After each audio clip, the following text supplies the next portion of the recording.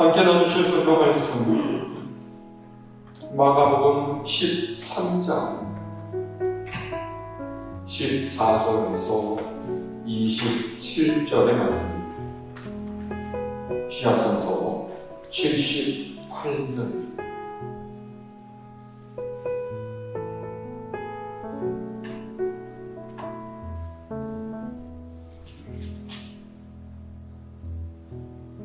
마가복음 13장 14절에서 27절까지 제가 한 절, 여러분이 한 절씩 읽어갑니다. 멸망이 가증하는 것이 서지 못할 곳에 선 것을 보거든 읽는 자는 깨달을진저 그때 유대에 있는 자들은 산으로 도망할지어다. 지붕 위에 있는 자는 내려가지도 말고 집에 있는 무엇을 가지러 들어가지도 말고 밭에 있는 자는 겉옷을 가지러 뒤로 돌이키지 말지어다.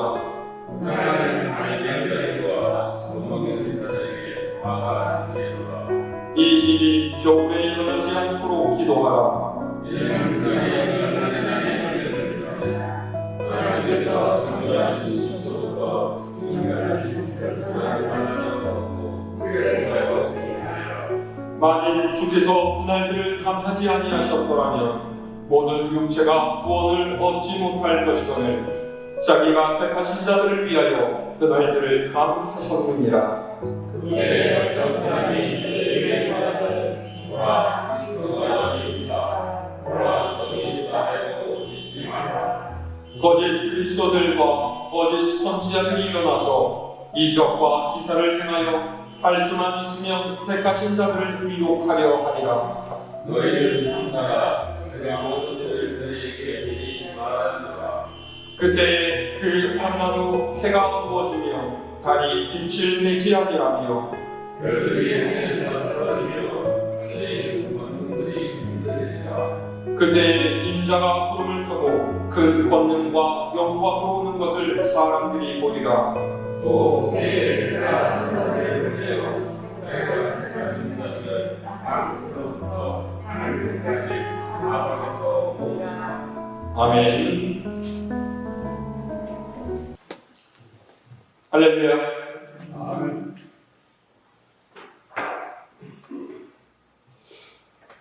오늘 말씀에서 예수님께서는 세상의 마지막 때에 관해서 말씀하십니다.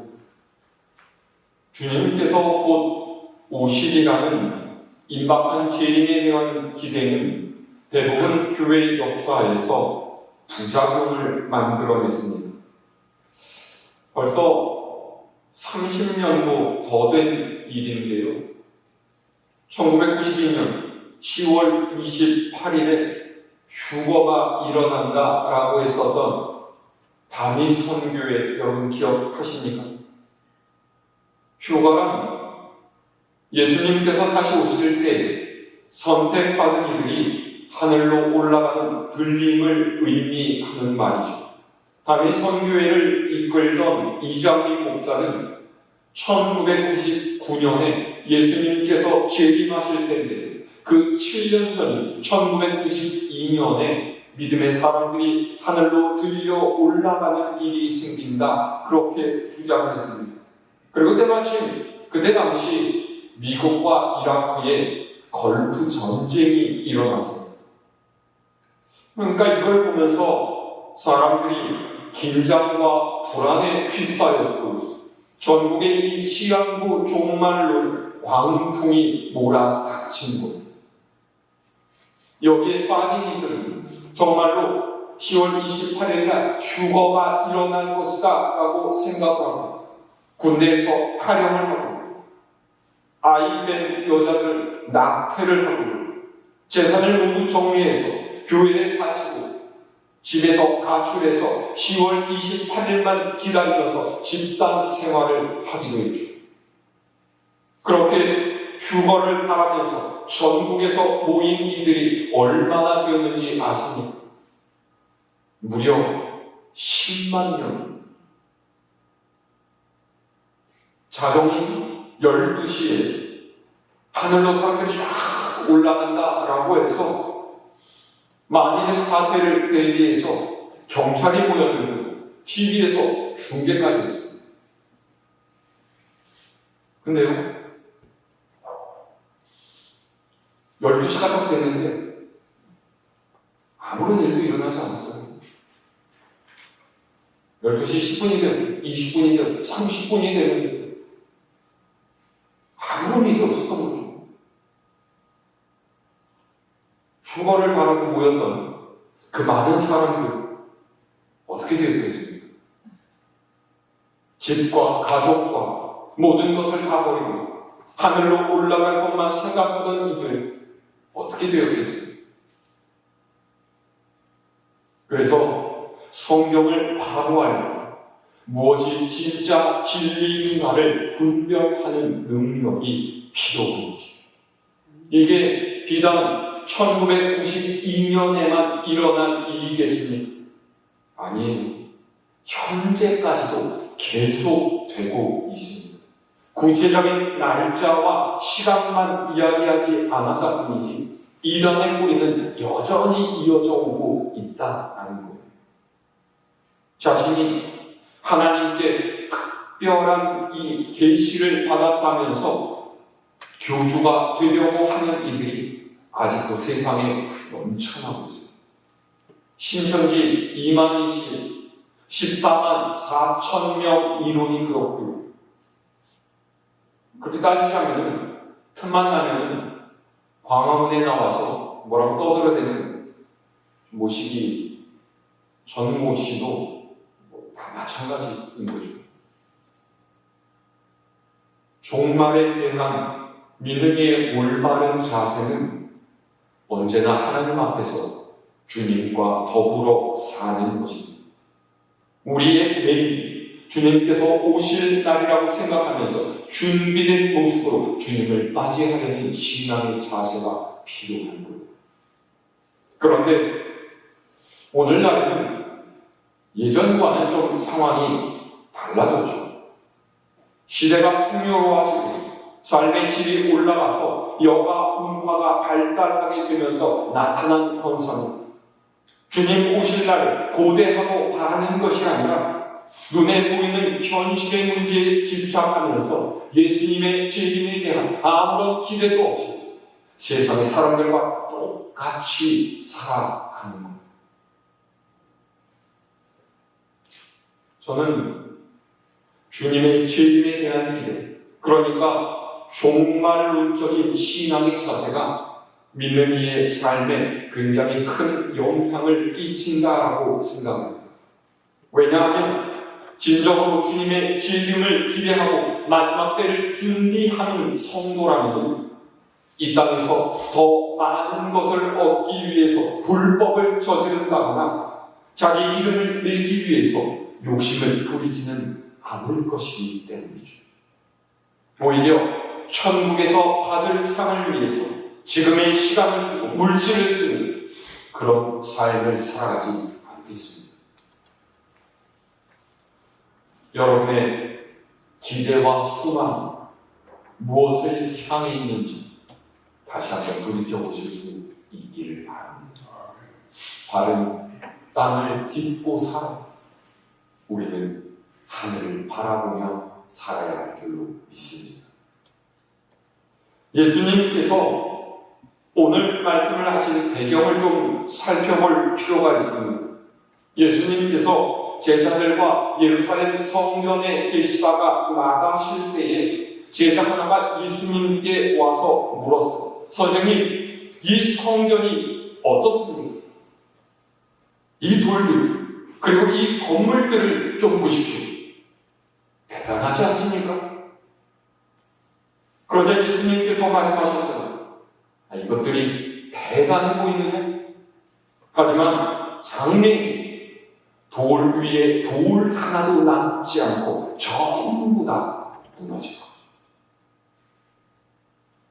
예수님의 이 말씀은 구약성서 다니엘서 9장 21절 이하에 기록된 72대에 대한 말씀을 인용하신 것이었습니다. 다니엘서 11장에도 같은 말씀이 기록되어 있는데 장차 북방 왕국의 왕이 와서 성소를 더럽히고 매일 드리는 제사를 폐하며 멸망하게 하는 가증한 것을 이곳에 세울 것이다 라는 말씀입니다. 제자들이 예수님의 이 말씀을 듣고 충격을 받았어요. 왜냐하면 제자들 또한 여러 유대인이 가지는 보편적인 생각에서 크게 벗어나지 못했었기 때문이죠. 그게 무엇입니까? 하나님께서는 자기 영광을 위해서 그분이 거룩한 성전을 지키시고 돌보신다. 그러니 성전이 있는 예루살렘으로 하나님의 선택받은 유대민족을 하나님께서 보호하실 것이다. 만약에 성전이 무너진다면 그것이야말로 이 세상 종말의 때다.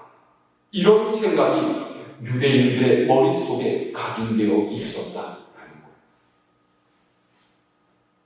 그래서 예수님과 제자들이 성전에서 감람산으로 이동해서 앉아있을 때 베드로를 포함한 몇 명의 제자들이 예수님께 나와 또 묻습니다.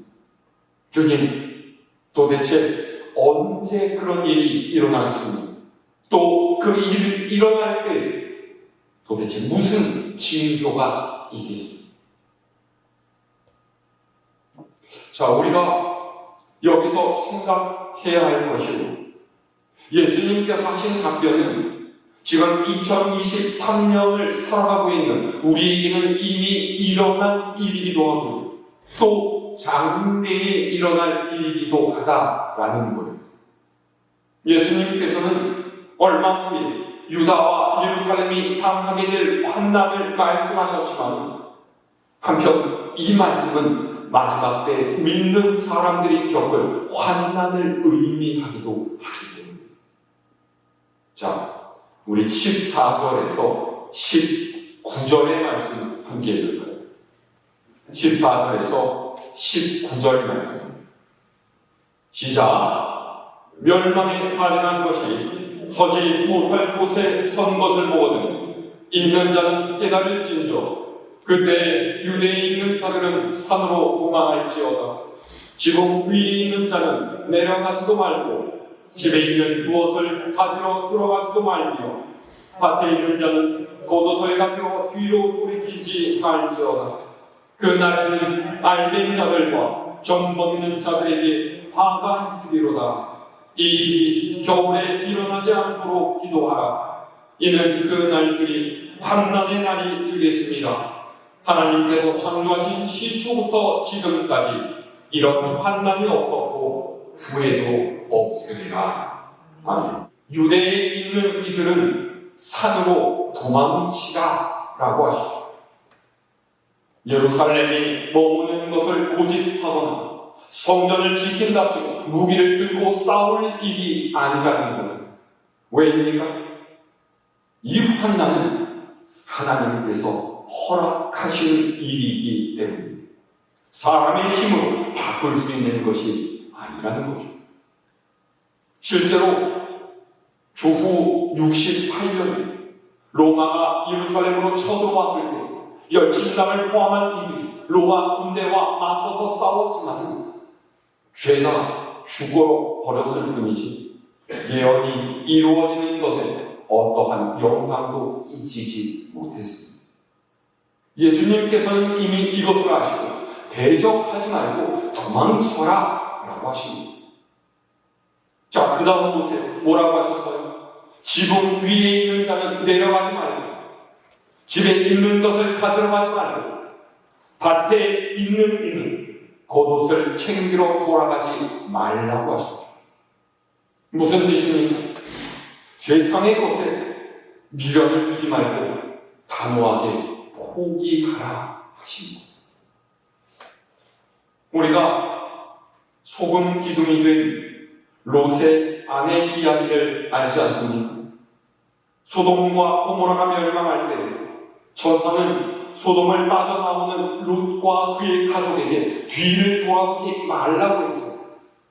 그런데 롯의 아내가 도망가다가 그만 뒤를 돌아보고 말았죠. 왜요? 미련 때문입니다. 그동안 애정을 들여서 가꾸고 장만했던 집과 세간, 폐물, 그 여러 가지 것들을 놓고 가는 것에 대한 미련이 롯의 아내로 하여금 뒤를 돌아가고 있습니다. 주님께서는 일체의 모든 미련을 버리라고 하세요. 15절 보세요. 유대인들은요, 집의 옥상을 다용도로 사용했어요. 거기서 휴식도 하고 기도도 하고 때로는 만찬을 즐기기도 했었죠. 그러니까 지붕에서 쉬고 있을 때 어려운 상황이 닥칠지라도 집안에 있는 것을 가지기 위해서 내려가거나 그러지 마라, 미련 갖지 말아라 라고 하십니다. 16절 말씀도 마찬가지입니다. 뭐라고 하셨어요? 너희 겉옷을 그냥 내버려 두어라. 겉옷은 유대인들에게 굉장히 여러 가지 의미가 있습니다. 노숙을 할 때면은 이불 대신으로 쓰기도 했고요. 급전이 필요할 때는 겉옷을 저당 잡히고 돈을 빌리기도 했습니다. 그런데 그런 겉옷조차도 포기하고 도망쳐라. 이런 거. 17절 말씀도 그렇습니다. 몸을 빠르게 움직일 수 없는 임산부와 젖먹이를 챙겨야 하는 어머니들은 환난의 때에 힘든 상황이 될 수밖에 없다라는 것. 그만큼 상황이 급박하고 어려울 것이라는 뜻이죠. 이 모든 말씀은 세상의 것들에 지나친 애정을 쏟지 말라는 뜻입니다. 그것이 물질이든 혹은 자녀이든 그 어떤 것이든 하나님의 심판 앞에서는 덧없는 것이 될 수밖에 없다라는 것이죠. 중요한 것은 지금 내 삶 가장 중요한 것이 무엇인지를 깨닫는 지혜입니다. 너희 인생에 생명보다 귀중한 것이 무엇이며 하나님을 섬기고 따르는데 걸림이 되는 것이 있거든 그걸 쳐낼 줄 알아야 한다. 주님께서 그렇게 말씀하시는 거죠.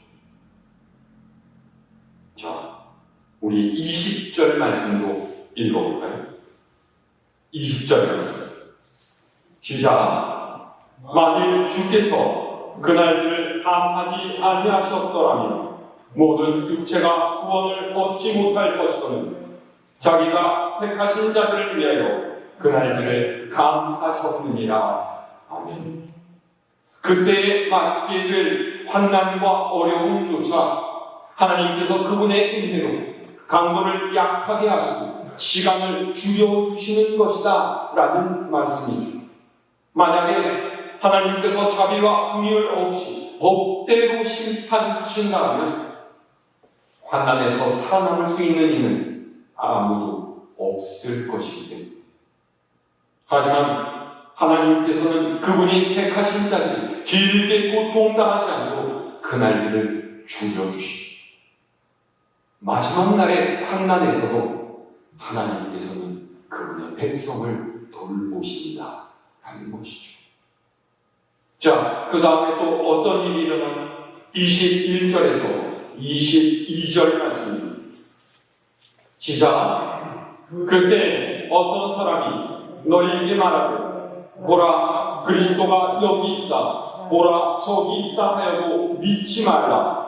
거짓 그리스도들과 거짓 선지자들이 일어나서 이적과 기사를 행하여 할 수만 있으면 택하신 자들을 미혹하려 하리라. 아멘. 이 말씀을 이해하기 위해서는 이전의 말씀을 다시 생각할 필요가 있습니다. 14절 보세요. 뭐라고 되어 있죠? 멸망에 가증한 것이 서지 못할 곳에 선 것을 보거든. 그렇죠? 멸망에 가증한 것이 무엇입니까? 하나님이 아닌 세상의 것이 하나님인 척 하는 것. 쉽게 말하면 거짓 그리스도, 적 그리스도를 의미합니다. 그리스도인 주님께서는 모든 일을 위한 희생 제물이 되셔서 그분의 사랑은 자신의 목숨을 버리는 사랑이셨죠. 너무나 큰 사랑이기에 아무도 감당할 수가 없고 흉내낼 수가 없는 거예요. 오직 하나님만이 이 사랑을 행하실 수가 있습니다. 그런데 누가 감히 나서서 내가 구세주다, 내가 그리스도, 내가 메시아다 라고 한다면 그는 주님의 자리를 탐하고 하나님처럼 되려고 하는 자일 뿐이다. 창세기 말씀 보세요. 사단이 에덴 동산에서 하와에게 다가와서 선악과를 따먹어도 된다라고 하면서 뭐라고 보셨습니까? 그걸 먹으면 네가 죽는 것이 아니라 도리어 눈이 밝아져 하나님처럼 될 거야. 그러니까 하나님처럼 되려고 하는 거야. 하나님의 자리에 올라앉으려고 하는 이들은 모두 사탄의 이 꾀임에 넘어간 사람입니다. 지금 이단의 교주들 보십시오. 모두 다 내가 진리인 예수다, 성령의 본체다, 메시아다, 하나님의 기름 부음 받은 자이다, 이기로 온 자다, 그렇게 얘기하죠. 이들의 목적이 무엇입니까? 믿는 이들에게서 생명과 진리신 주님을 빼앗고 구원을 거두지 못하게 하는 거예요. 그런데 이들이 서지 못할 곳에 섰다라고 했죠. 그곳이 어디입니까? 성전. 다시 말해서 거짓 그리스도가 교회에서 주인 역할을 한다라는 거죠. 어떻게요? 거짓 그리스도를 진짜로 착각하는 그리스도인들이 있기 때문에. 아니, 어떻게 그럴 수가 있습니까? 제대로 된 신앙을 갖고 있다면 그런 착각을 하겠습니까? 우리는 그렇게 생각할 수 있죠. 그런데 이것은 절대로 쉬운 문제가 아닙니다. 거짓 그리스도는 이적과 기사로 그리스도인들을 속이기 때문에. 그래서 22절에 그랬잖아요. 뭐라고 했습니까? 거짓 그리스도들과 거짓 선지자들이 일어나서 이적과 기사를 행하여 할 수만 있으면 택하신 자를 미혹하려 하리라. 거짓 그리스도가 왜 이적과 기사를 보여줍니까? 우리가 능력을 좋아하기 때문에. 그 능력은 더 많은 세상의 것들을 취하려고 하기 때문이죠. 성공하고 싶고, 높아지려고 하고, 유명해지고 싶고, 더 잘 먹고 잘 살고 싶어 하기 때문입니다. 거짓 그리스도는 사람의 이런 욕심을 이용합니다. 요한계시록에는 심지어 이 거짓 그리스도가 죽었다가 다시 살아나는 이적까지 보여준다라고 했습니다. 하지만 기적을 보여주고 행한다고 해서 다 그리스도가 아닙니다. 사실 예수님께서도 굉장히 많은 기적을 행하셨죠. 하지만 예수님께서 행하신 기적은 철저하게 하나님의 뜻을 드러내는 데 그 목적이 있었습니다.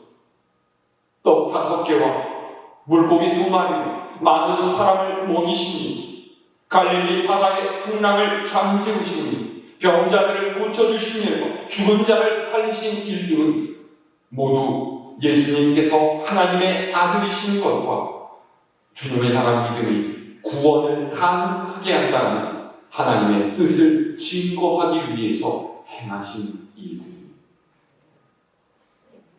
그런데 사람들은 그것을 깨닫지 못했죠.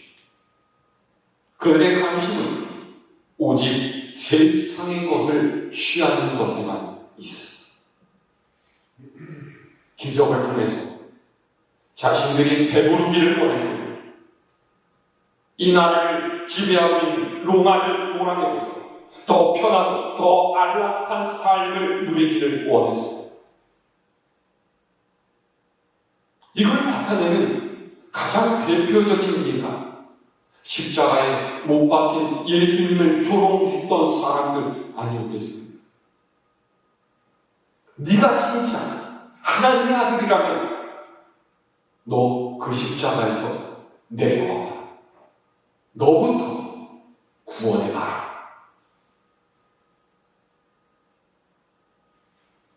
사람들은 예수님처럼 희생의 제물이 되는 것을 원하지 않습니다. 희생과 헌신의 자리보다는 칭찬받고 존경받는 자리에 앉기를 원해요. 예수님께서 분명히 거짓 그리스도가 마지막 때에 활개칠 것이다 말씀해 주셨는데 우리가 늘 하나님의 말씀대로 살아야지 다짐하면서도 자꾸만 실패하는 이유가 무엇 때문이겠습니까? 십자가에 죽으신 예수님을 바라봐야 하는데 거짓 그리스도의 성공과 승리로 눈길이 쏠리기 때문에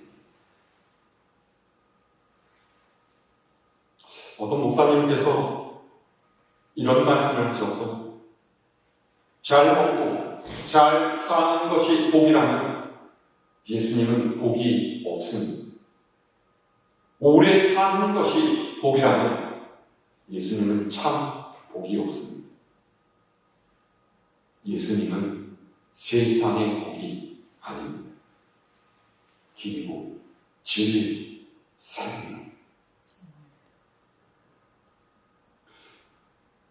예수님께서 마지막 때에 세상의 것에 미련을 버리고 도망치라고 하신 말씀 무슨 뜻이겠습니까? 세상의 것보다 목숨이 더 중요하다라는 거예요. 예수님께서 이렇게 목숨을 강조하시는 것은 목숨을 귀히 여기는 사람이 하나님 앞으로 나오기 때문에 우리가 하나님 앞으로 나오는 이유는 한 가지. 내가 죽을 수밖에 없는 죄인인 줄을 알고서 살고 싶어서 나오는 내 목숨이 귀한 줄 알아야 다른 이의 목숨도 귀하니 생명이 물질보다 권력보다 명예보다 귀한 것임을 알 때 예수님의 십자가를 이해할 수가 있습니다. 예수님께서 왜 십자가에 못 박히셨겠습니까? 자신이 죽어서 다른 이를 살리는 십자가의 삶, 모두를 죽여서 내가 살겠다는 이 세상에 대한 하나님의 뜻이라는 것을 보여주기 원하셨기 때문에 예수님께서는 분명히 세상 마지막 때가 오리라고 말씀하셨습니다. 자, 우리 23절에서 27절의 말씀을 읽어볼까요? 시작. 너희는 삼가라. 내가 모든 일을 너희에게 미리 말하였노라. 그때 그 헛나무 해가 어두워지며 달이 빛을 내지 아니하며 별들이 하늘에서 떨어지며 하늘에 있는 권능들이 흔들리리라. 그때 인자가 구름을 타고 큰 권능과 영광으로 오는 것을 사람들이 보리라. 또 그때 그가 천사들을 보내어 자기가 택하신 자들을 땅 끝으로부터 하늘 끝까지 사방에서 모으리라. 아멘. 주님께서는 하나님께서 택하신 사람들을 모으러 다시 오신다라고 하셨습니다. 농부가 알곡을 버리지 않으려 채를 쳐서 고르고 고르는 것처럼 주님께서도 하나님의 백성을 결코 버리시지 않을 것입니다. 예수님께서는 이 마지막 때를 아버지 하나님 외에는 아무도 모른다라고 하셨어요. 너희는 주의해라. 깨어 있어라 라고만 말씀하신 거죠. 사실 그렇지 않겠습니까? 우리가 믿음대로 살았다면 마지막 때를 굳이 알 필요가 없습니다. 내가 믿음의 열매 맺는 삶을 살았다면 주님께서 오셔서 우리를 찾으시고, 그러니 우리가 해야 할 일은 지금 우리의 일상에서 하나님께서 원하시는 아름다운 열매를 맺는 것입니다. 열매는 하루아침에 맺을 수가 없습니다. 그건 끊임없이 물을 주고 양분을 주고 햇빛을 쬐주고 돌보아야만 열리는 것처럼 우리의 삶 또한 그런 지속적인 노력 가운데에 있어야 합니다. 그러니 여러분, 오늘이 마지막 날인 것처럼 살아가시기를 바랍니다. 오늘도 사랑하시고 오늘도 기뻐하시고 날마다 감사와 찬송으로 지내시기를 바랍니다. 그러면 마지막 때 주님께서 오셔서 우리를 안아주시고 영원한 나라로 맞아들여 주실 줄로 믿습니다. 그때를 위해서 우리의 남은 삶을 아름답게 이루어가는 저와 여러분 모두가 될 수 있기를 우리 주님의 이름으로 축원합니다.